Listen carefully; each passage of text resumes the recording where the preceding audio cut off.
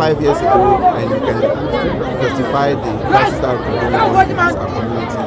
Sports being the one major thing that has been bringing people together. And the evidence is clear. The population this year so far, I can't give you a head count, but it's way more than what we had last year. So it's quite an impressive impact.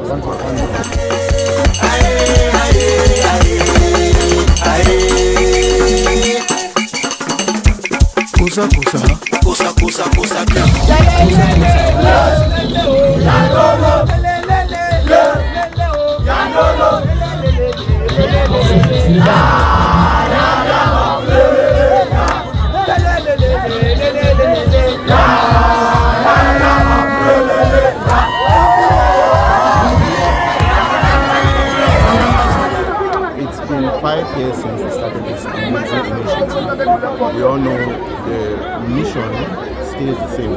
Football for hope and resilience. That's for bringing people together, bring the community of Wotutu.